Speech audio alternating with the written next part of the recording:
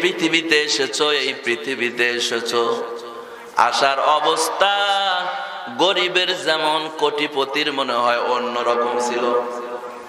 গরিব মানুষ যখন জন্ম নেয় তখন ল্যাংটা হয়ে জন্ম নিছে, কোটিপতি যখন জন্ম নেয় স্বর্ণের প্যান পরে জন্ম নিয়েছিল মনে হয়।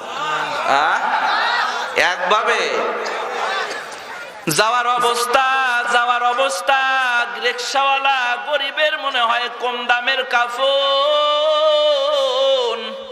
আর কোটিপতি মারা যাওয়ার পর মনে হয় ওই বগুড়া নিউ মার্কেটে যায় হাজার হাজার টাকা দামের গজের সাদা কাফন কিনবে বুঝি না? সবাই কয় না, আমার কথা কি বোঝা যায়? তাহলে গরিবও যেমন আসার অবস্থা, ধনীরও তেমন আসার অবস্থা, গরিবেরও যেমন যাওয়ার অবস্থা, ধনী কোটিপতিরও তেমন যাওয়ার অবস্থা। পৃথিবীর মধ্যে চারজন সারা পৃথিবী শাসন করেছে, দুইজন মুসলমান আর দুইজন বিধর্মী। দুইজন মুসলমানের মধ্যে একজন হলো সুলাইমান আলাইহিস সালাম, দ্বিতীয় নাম্বার হলো বাদশাহ জুলকারনাইন, কেউ বলে বাদশাহ ইস্কান্দার।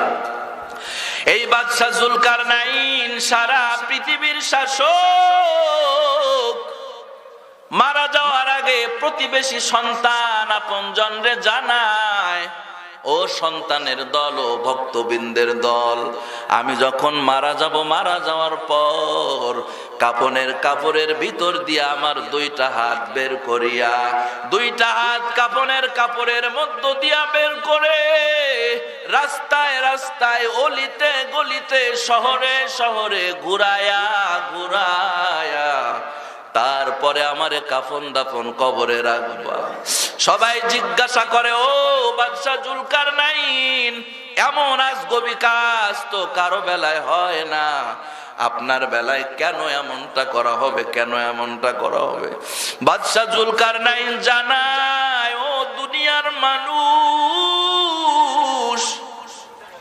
আমি সারা পৃথিবীর শাসক, সারা পৃথিবীর শাসক, আমার টাকার কোনো অভাব নাই, বাড়ি গাড়ির কোনো অভাব নাই, সম্পত্তির কোনো অভাব নাই, কিন্তু আমি মারা যাওয়ার পর আমারে যখন কাপড়ের ভিতর দিয়া দুহাত বের করে খাটনির উপরে ঘুরায়া নিয়ে যাইবা, দুনিয়াবাসী শিক্ষা নিবে, দুনিয়াবাসী দেখবে,